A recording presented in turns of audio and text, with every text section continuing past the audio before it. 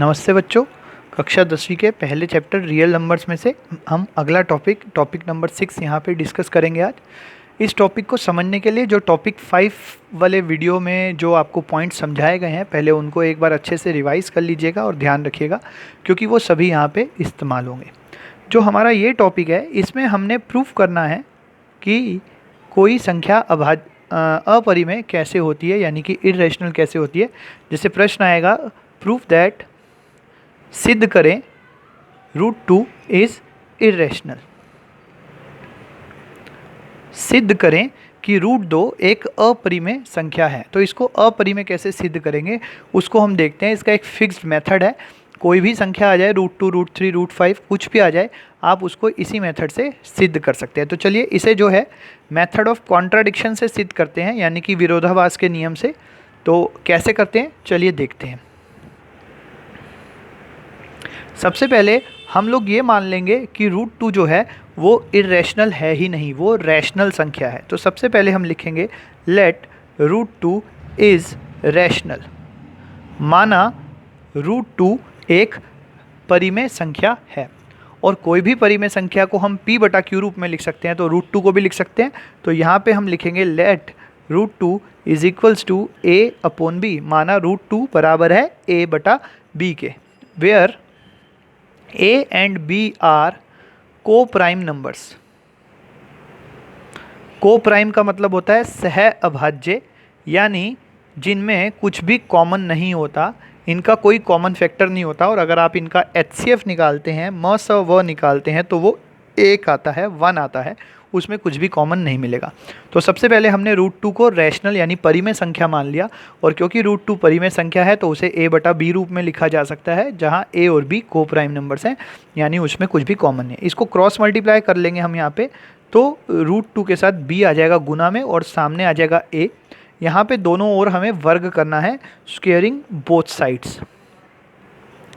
दोनों ओर वर्ग करने पे, दोनों ओर जब हम वर्ग करेंगे तो इधर √2b का वर्ग हो जाएगा और सामने a का वर्ग हो जाएगा, और जब इसे हल करेंगे तो ये बनेगा 2b का वर्ग बराबर a का वर्ग।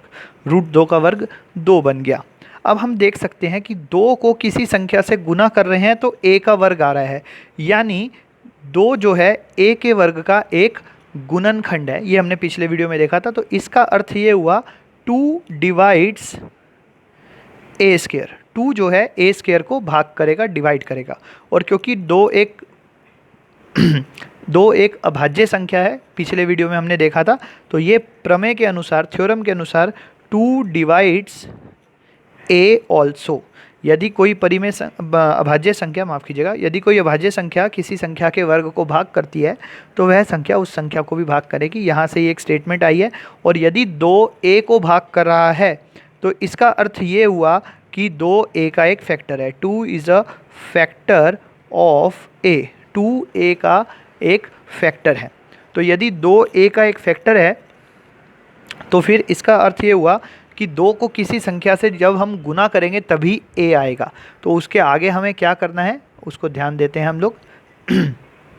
इसके बाद क्योंकि 2a का एक फैक्टर आ गया तो a को हम 2c रूप में लिख सकते हैं, जहाँ पे c कोई भी नंबर है, c इज एनी नंबर। 2 को c से गुना करने पे हमें a मिल रहा है। ये हम इसलिए कह रहे हैं क्योंकि 2 जो है वो a का एक फैक्टर आ गया।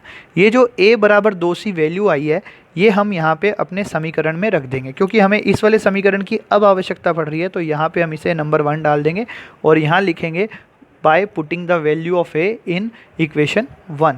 समीकरण 1 में a का मान रखने पे, मैं शॉर्ट में लिख रहा हूँ। तो यहाँ पे हमारे समीकरण कुछ इस प्रकार बन जाएगा, 2b का वर्ग बराबर है 2c के वर्ग के। ये a की जगह 2c लिख दिया हमने। इसको हल करते हैं, आइए। ये बन जाएगा हमारा 4c का वर्ग, और ये 2 जो है अगले स्टेप में यहाँ आके डिवाइड हो जाएगा। आप कह सकते हैं इन्हें 2 से काट दिया, तो ये समीकरण हमारे पास बन जाएगा b का वर्ग बराबर है 2c का वर्ग के। आप ऐसे समझ सकते हैं कि ये 2 इधर आके भाग हो गया है, तो 4 से 2 भाग हुआ तो 2 बच गया। तो b का वर्ग बराबर आ गया 2c का वर्ग। इसको उल्टा करके लिख देंगे, पलट के 2c का वर्ग इस तरफ लिख दिया और b का वर्ग इस तरफ लिख दिया। ऐसा करने से आप देखेंगे कि ये हूबहू इसी समीकरण के जैसा बन गया। जैसे यहाँ 2 के साथ b का वर्ग गुना हो रहा था और सामने a का वर्ग था, अब यहाँ 2 के साथ c का वर्ग गुना हो रहा है और सामने b का वर्ग है। तो इस बात को देखते हुए हमने यहाँ पे कहा था कि 2 डिवाइड्स a स्क्वायर, 2 a के वर्ग को भाग करता है। तो यहाँ पे हम कहेंगे 2 डिवाइड्स b स्क्वायर, यानी कि 2 डिवाइड्स बी स्क्वायर। 2 जो है b के वर्ग को भाग करता है, और यदि वो a के वर्ग को करता है तो a को भी करेगा। ऐसे ही यदि वो b के वर्ग को करता है भाग, तो वो b को भी भाग करेगा। और यदि वो a को भाग करता है तो वो उसका एक फैक्टर होता है। तो यहाँ पे भी हम लिखेंगे, क्योंकि 2 b को भाग कर रहा है तो हम लिखेंगे 2 is a factor of b। 2 b का भी एक फैक्टर है। तो इसका अर्थ ये हुआ। अब हम इसको समीकरण को कुछ भी मान सकते हैं। मैं छोटा वाला बड़ा वाला a मान लेता हूँ, कैपिटल A मान लेता हूँ इसको, और इस वाले इक्वेशन को, लाइन को मैं कैपिटल B मान लेता हूँ। अब हम लिखेंगे बाय a एंड b, जो हमने कैपिटल A और B 2 समीकरण माने हैं उनके द्वारा। आप 2 और 3 नंबर भी दे सकते हैं। तो यहाँ पे हमने बोला 2a का फैक्टर है, यहाँ पे हमने बोला 2b का फैक्टर है।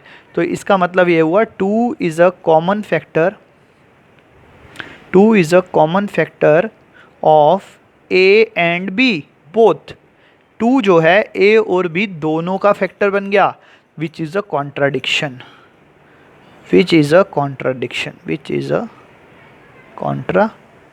लेकिन ये तो विरोधाभास की स्थिति उत्पन्न हो गई। ये तो गलत बात हो गई। गलत क्यों हो गई? क्योंकि हमने a और b को तो को प्राइम माना था, यानी इनमें कुछ कॉमन हो ही नहीं सकता था। और यहाँ पे हम कह रहे हैं कि ये 2 कॉमन हो गया। Therefore our assumption is wrong. इसका मतलब जो हमने एज्यूम करा था, जो हमने लेट करा था, वो गलत लेट कर लिया। और हमने लेट क्या किया था कि √2 रैशनल है, इम्प्लाइज दैट। इसका मतलब ये हुआ कि √2 इज़ नॉट रैशनल। इसका मतलब जो हमने लेट करा था कि √2 रैशनल नंबर है, परिमेय संख्या है, वो गलत लेट कर लिया था।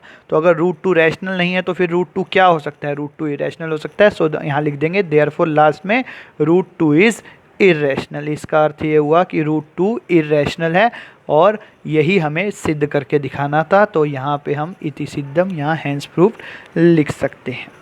अगर आपको ये वीडियो समझ ना आए तो इसको एक बार दोबारा ध्यान से समझिएगा, कम से कम 2 बार देखिएगा, इम्पोर्टेंट टॉपिक है। और इस वीडियो को समझने से पहले टॉपिक 5 का वीडियो अवश्य समझ लीजिएगा। और इस प्रकार हम किसी भी संख्या को इरेशनल प्रूव कर सकते हैं, चाहे वो √2 हो और चाहे वो √3 हो। बस जहाँ जहाँ आपने √2 लिखा था वहाँ 3 हो जाएगा, और जैसे √2 का स्क्वायर करके 2 आया था तो ये 3 बन जाएगा, 3 कॉमन फैक्टर आ जाएगा, एंड सो ऑन। बाकी सारी चीज़ें सेम टू सेम वैसे ही चलेंगी। इस वीडियो में इतना ही। यदि कोई आपकी क्वेरी हो या क्वेश्चन हो तो कमेंट सेक्शन में कमेंट करके पूछ सकते हैं। धन्यवाद।